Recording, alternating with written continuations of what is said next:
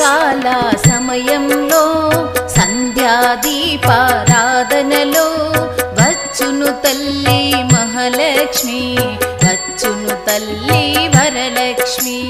సాయంకాల సమయములో సంధ్యాదీపారాధనలో వచ్చును తల్లి మహాలక్ష్మి, వచ్చును తల్లి వరలక్ష్మి.